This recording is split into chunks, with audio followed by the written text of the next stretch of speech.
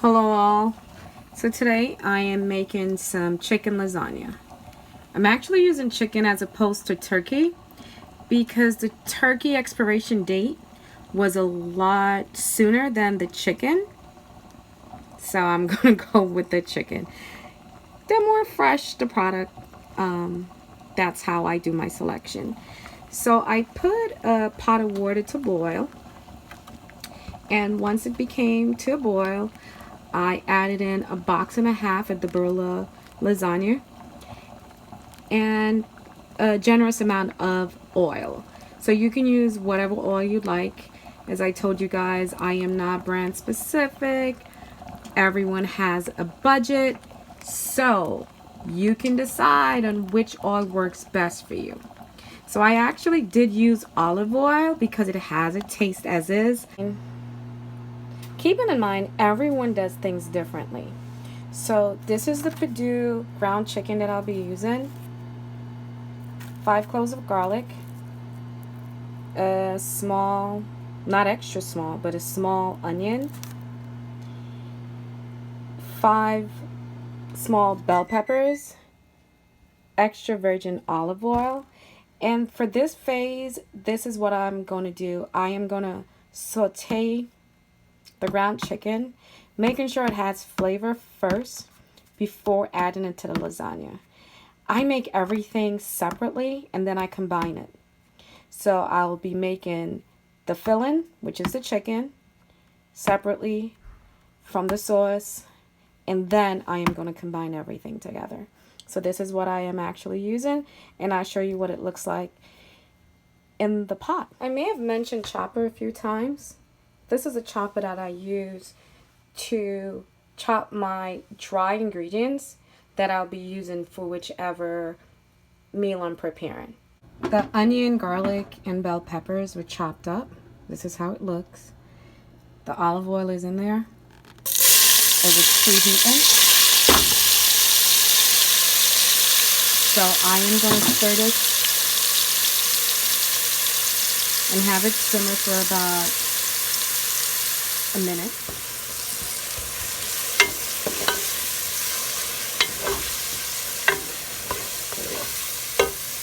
So the heat is actually medium. So once I add the ground chicken in there, I'm going to increase the heat somewhat because as you know, ground turkey and chicken actually springs a lot of water. So that's just to help with the dissolving of the water in there. And legally, ground chicken or turkey should be cooked up to 165 degrees. So that is what I am going to do. But for everyone, based on how you want to do it, you can just cook it to whatever texture you'd like. I don't do any medium anything. I do everything fully cooked. I am West Indian. I am Caribbean. We kind of anal when it comes to things like that. Especially when you're making it for yourself at home. It's not like I am cooking at a restaurant. So I'm going to add a little Lawry's garlic salt. So now I'm going to make the sauce for the lasagna. So I'm using ragu, tomato, garlic, and onion. So that is a 24-ounce bottle. And I'm going to be mixing it with the Parmesan and Romano sauce. So I'm actually going to use 3 of those because it's a large tray that I'm making. And sometimes you have leftovers, depends on how heavy you are putting it together. Some people like it more on the dry side, some people like it saucy. And in here I have 4 cloves of garlic, half of a medium onion, and 1 bell pepper, because as I told you, everything has to have taste. So in addition to this, I'm going to put 2 tablespoons of Italian seasoning, dry seasoning in there, 2 tablespoons of white sugar, granulated sugar, because I don't like the acidity in there, and a teaspoon of cinnamon and a quarter teaspoon of clove powder. So as I mentioned before, 1 serving spoon of, actually 2 serving spoons of white sugar, 1 of Italian dry seasoning, 1 of ground cinnamon, and about 1/3 to 1/2 of clove. And beneath this was the garlic, onion, and bell peppers chopped up. So you see why I like the chopper? You don't see a whole big pieces of the vegetables in there. And who wants to see everything that they're eating? They just want to get the flavor. You know? Especially when they're kids and they don't like veggies. If they don't see it, they don't tend to pull it out. They just eat it. And probably, as far as my kids and my nieces and nephews, at the end of their meal, they'll say, "Hey, mommy," or "Hey, auntie, did you put onions in there? I know I tasted it, but I didn't see it." And I'm like, "How did it taste?" And they'll say to me, "Well, it wasn't that bad, but you know I don't like onions." But meanwhile, you had your entire meal. So it's something that you guys can use when you're making spaghetti and meatballs for the kids. And you want to put the flavor in there, but they don't like it. They don't have to know. It's not in there. So as you can see, I did not make my tomato sauce from scratch. There are a lot of sauces I do not make from scratch because a lot of other people took the time to create that perfect sauce and bottled it, and I just put my additional to enhance it, to bring it to the flavor that I like or that I want. So this is the sauce to go for the lasagna, and I showed you previously the chicken, and as you can see, the chicken is done all the way through. There isn't any sauce on there because, as I mentioned, us West Indians like everything well done. So that's the chicken. And this is the sauce. We have the pasta to the side. And next I'll show you the various cheeses that I use. Keep in mind, everyone has their own budget that they go with. You don't have to purchase the same brand that I use. You can use whatever brand you like, whatever brand that's on sale, whatever brand fits your pocket, and you have the ability to add the additional herbs and spices to bring it to your liking. Okay, I am not advertising for any particular brand. I am not brand specific. It's just that certain brands taste better than others, and I am able to afford it. Not everyone might be able to do so. So you don't have to dig into your pocket to purchase these particular brand name products. You can use whatever fits your pocket, and you're going to enhance your flavors by adding garlic, onions, salt, sugar, basic to bring out your flavor and to make and create your own to your liking and to your taste buds. Yes, folks, I'm a little anal. I even add more stuff to my ricotta cheese before putting it in there. So this is a 15-ounce jar of ricotta cheese. I'm not going to tell you which brand I use because I don't want you guys to just purchase what you see I buy. Okay, so I'm going to add some black pepper on there, parsley, 2 eggs, and yet again you can use whatever eggs you have, and I primarily use sea salt. So I'm going to use just about a tablespoon of the sea salt and the parsley, and just about a teaspoon of the black pepper. Put in the 2 eggs and whisk it. So this is it here, all whisked together. It's smooth. You don't see any lumps. But I just want to tell you guys, if you were making it vegan, using vegan cheese and so forth, you will not use those eggs that I used in there. I am making it this way because it's a chicken. If it was also a vegetable one, in the event if any vegans would be eating it, I would use vegan cheese and no dairy product, which include eggs. So I would have bought a vegan ricotta cheese and the mozzarella and the Mexican blend that I'll be using shortly. Keep that in mind. If you're saying or calling something vegan, it has to be vegan all the way with all products, because you don't know if that person is a vegan by choice or if it was because of health reasons. You don't want to take that chance. Okay, so that's just an FYI. So I've decided to no longer show you the particular brand that I use. Reason being, I don't want you to think that you have to use that brand.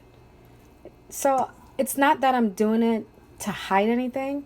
I just don't want anyone to feel obligated that if they don't use that particular brand, it's not going to taste the way it wants to. Because I'm not promoting for anyone. Okay? So this is the ricotta cheese mixed with eggs, parsley, salt, and black pepper. The ground chicken. It has bell peppers, onions, and garlic in there with some garlic salt, mozzarella cheese, Mexican blend. And this is the sauce that it's going to go in there. And this is the size tray that I'm using, a large tray. So I'm going to combine everything together and show you how the layers are going to look. I first start off with adding the sauce. So, yeah. I'm going to first start off with the sauce as a layer.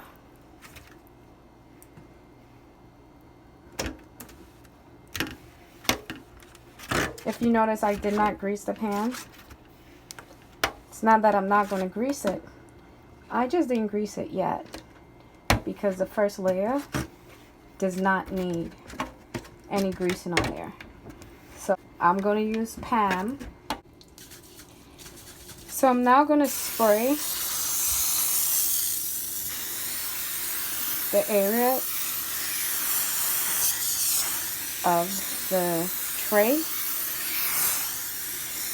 that needs to have that on there.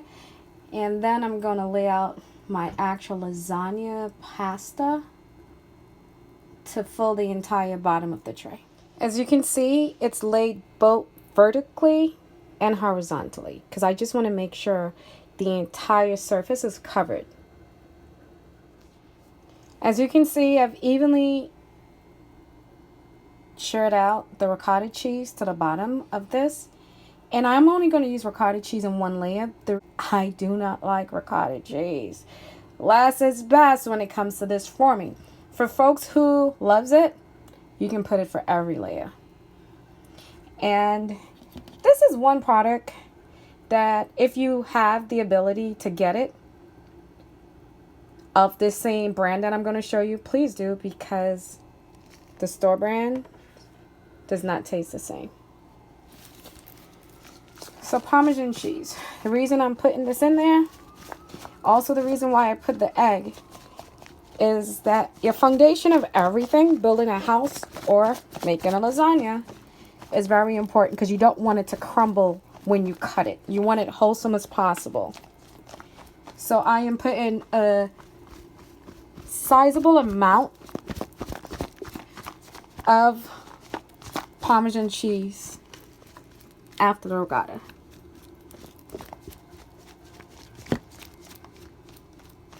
But you would have all the ingredients needed for the lasagna, because I know I did not mention that to you earlier. The next step, I would do a little mozzarella, because I told you, your foundation. Everyone does it differently. This is just Sherlin's way of doing it. I'm putting that. And now I'm going to put a good amount of my chicken in there, because I'm only going to make like 2 layers, because you don't want it that thick. So now I'm going to spread it.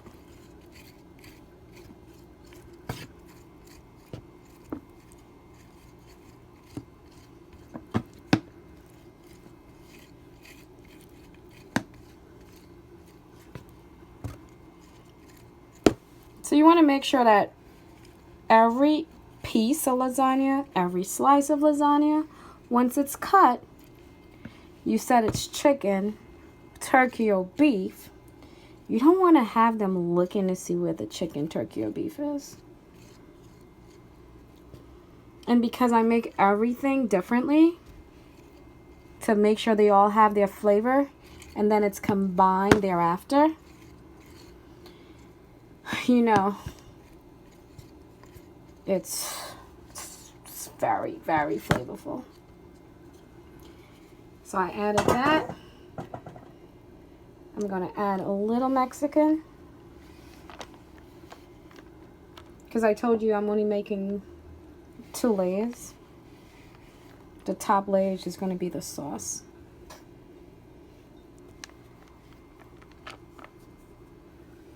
Because I don't want them too thick. Okay, so this is the last layer, or the top layer of my lasagna. So I close it off with the pasta, the mozzarella cheese, along with the Mexican blend. And for some reason, I like sharp, extra sharp cheddar, so I incorporated some extra sharp cheddar on there with the Parmesan cheese last. I'm going to cover it with a foil tray cover. My oven is preheated to 350. Have it covered and sealed properly, and I'm going to have it cooked for an hour. I'm going to remove the cover and have it cook for an additional hour unopened. If you do not have an actual foil pan cover for it, it's fine. Just use your foil paper, you know, and just make sure you close off the edges so that it can steam and fully cook. So as I told you guys at the beginning, I do not cook the pasta all the way through, and it's because it would be in the oven for quite some time and it's going to finish cooking there. And also the reason why I do not have it cook all the way through is that once you strain it, even though you put oil in there, they tend to kind of stick together. And if it's fully cooked, it's going to tear apart. So by you not fully cooking it, it's going to still be a little wholesome when you separate it. Because for some reason, no matter how well you do, they still get stuck together. Somebody might have a technique for it. I have not researched what's the best technique to have them separated once it's strained. But once I find out, I will definitely share that with you. So we'll be seeing what the final product look like and how it's sliced.